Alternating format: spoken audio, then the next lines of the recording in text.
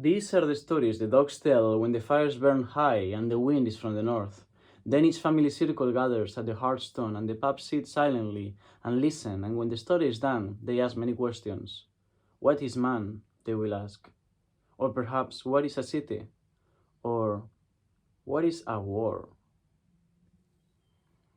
Hello, Biblionauts. This is Rex, among other things, and I just finished reading City by Clifford Simak.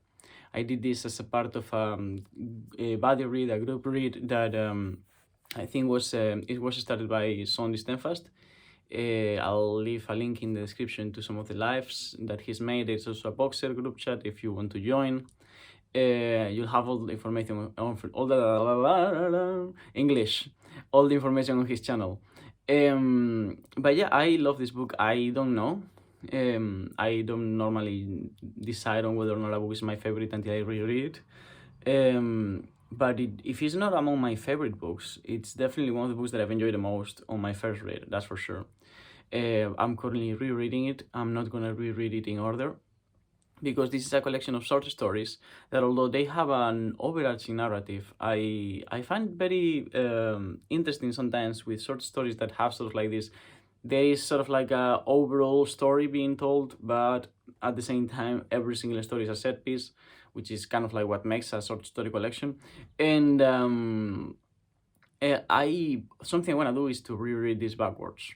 I think it will be very interesting, because sometimes, like, I feel like there is a book here that could be read. Like, this book could have been made backwards, and it would be interesting. Of course, some things would have to change, but I think it would be an interesting experience. So I'm just gonna read it backwards and see if it still makes sense, if it can still be understood, the linearity and everything, and you still get sort of like the Easter eggs that is leaving you along the way. Clifford, I mean. I felt a lot of similarities between this book and Asimov, both in style and in the sense of there's I've heard already mentioned that there is a pastoral or a rural feel to this book, and I totally agree. And I've had the same feeling to a degree that there's like with Asimov, that there was a sense in which, when he was talking about other galaxies, it felt almost like he was talking about like agriculture and in like, Soviet Russia or something. Not that that is entirely relevant, but it definitely gives the book a more homey feeling. I don't know. It's a nice read. The book is incredibly, like, I mean, it's sad. It's the saddest story of them all, which is the failure of our race. This is a book being told by dogs that have been genetically enhanced by the human hand, and that outlive us, as many of all the creations that we have created. They outlive us, and so far in time that they no longer believe that humans ever existed. And then they recover these tales of humans and dogs, of humans and humans, of humans and robots, or robots and dogs, or robots and ants, everything. They recover these tales and they put them, a dog historian, within the story there is like this editor's preface, this editor that is sort of like guiding you through the different stories, which is a dog historian, and these tales are supposed to be for dogs. So you are a dog reading this book, and therefore the historian who's recovered these tales warns you often that, well, this story might feel a little bit more alien than the others, because there's way too many humans, and like, that's an alien species, we don't know what the fuck that is. So I hope you're not lost, but there is this and this reason to read it. And then they question the historicity of these stories that are, of course, science fiction, but I found that like a nice second layer to reading this book, as well as there's of course also the duality between, not duality, but in the sense of like the reason why it works, the fact that this is a book being written by dogs and all of that, is because the anthropomorphism of those dogs can be explained through the fact that they are the result of human experimentation. These dogs that have olivas is not just normal dogs. They have been enhanced or modified um, to be able to read, to write, to think in the way we do. So they have been anthropomorphized. So they are not dogs. They are human dogs. Otherwise, I would have a bit more of a problem with that. A dog would never write history. It's entirely against his nature. It's probably one of the least doggy things to do would be to write a book. But also I don't feel like Clifford the Simak takes himself as seriously as other writers. So although the topic is serious because it's the end of not only humanity but the end of the earth, the end of civilization, and also it has an overarching thesis which I tend to agree with. Not that I am like fully convinced, but I tend to agree with it. Which is that not cognition, but that intelligence, the level of sophisticated intelligence beyond the means for survival and like direct interaction, is inherently violent. It inevitably leads to war. Inevitably leads to like unnecessary killing. There's a nice part here where like I think a dog and raccoon, or yeah, the dog and a raccoon are wondering about like, what's this business of like symbolic sacrifice, like killing. In the dog world, killing is completely removed. It's one of the first things that they remove because it's unnecessary. But they cannot understand the idea of symbolic sacrifice, which I also found quite interesting. But but the problem is that like as their intelligence develops, their capacity to kill also develops, and eventually, eventually it doesn't become a problem in the book. The book doesn't end with like a war or anything like that. It ends with a desolated earth in which ants have completely taken over, which are like another experiment. So there's like many different things going on. Some of them fit more the narrative than others, but I definitely found the ants part to make a lot of sense. I think the book loses a little bit of power towards the end. I think the best stories are the first five. And my favorite story was probably Desertion, although the one before and the one after were amazing as well. And Desertion is a story in which humans go to Jupiter, and a man goes into Jupiter with his dog, and there is something about the chemistry of this planet that creates a level of like a fullness of being, of consciousness, of capacity to like communicate and feel and understand.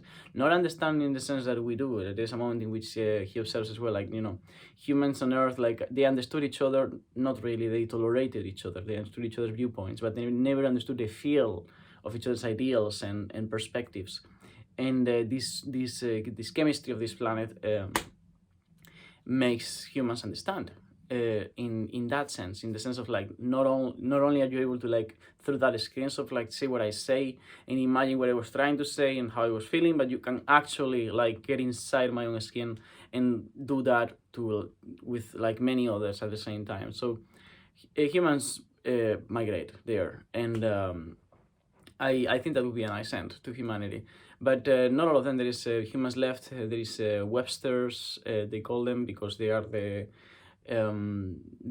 descendants of the last family, or because they are identified with the last family. I don't know. Right now, everything is a bit blurred at the moment. But before I continue to like open up the book or anything like that, I just want to say I highly recommend this book. I think it was amazing. I think this theme is incredibly relevant, and science fiction is maybe not so hard, but also not so easy to, which is to say nothing. I just said nothing. That sentence doesn't mean anything. But it's not so often that I feel like a book is so applicable an applicable critique of our era. I don't think that violence is inherently human, and I think that it has more to do with the kind of intelligence that we have, which is an instrumental kind of intelligence, instrumental reason, as we saw in the read along of Dialectic of Enlightenment, than about anything else. Violence is everywhere. but is the kind of violence that becomes systematized in our species that is problematic. I don't think that even killing is inherently a problem. I think that unnecessary killing and all for our species, every single kind of killing is unnecessary, except that is chosen by one, like euthanasia, for example. That's a fine kind of killing, in my opinion. If you wanna die, you can die. That is necessary. But unless the individual wants to die, there's no necessary killing. So I don't demonize killing as much as it seems to be on the end of the book. Although Simak also, through his characters, wonders about like the problems with population control and things like that. Things that would not be a problem in the first place if we had not eliminated predators. And again, like one thing is to, I mean, there's definitely I could look into the philosophy of this book and break down like some of the problems with the arguments, but Simak is not making an argument here. Like, I mean, of course there are arguments here, but as every good book that is not a philosophy book that should do, is just presenting you, different viewpoints, and then they make sense in the story. And the only final thesis is that, or my opinion, like the only final conclusions is that like that overdeveloped intelligence is not a winning feature in the race for survival in evolution. Intelligence is not a winning feature. That's the that's the idea, that like it's self-destructive. Not that, again, I don't want you to feel like this is a dense, heavy philosophical book or anything like that. This is just a really fun read. It's dogs talking, it's robots and wild robots and ants building a massive building that takes over the earth, and people having to migrate because of that, except a single individual, which we find on the epilogue, wandering along in a desolated earth and feeling, the greatest solitude of them all, because this individual is a robot and is not even able to forget, and he's been alive for a very, very, very, very, very long time. Yeah, City by Clifford Simak. I highly recommend it. Let me know what you thought. I'll probably read a couple more Clifford Simak books, but I'm gonna wait until the summer, because we have Rocket Summer, which is an event of reading science fiction during the summer, which I think it will be a very nice complement to my Roman summer, because I'm gonna read the Decline and Fall of the Roman Empire, like 99% sure, during the summer. And what could be better to rest my mind from the Roman Empire than science fiction? So yeah, I think with that I've said everything. I'll link in the description Sean's videos and any other video that I can think of, and I'll see you on the other side. Thank you, Uktov.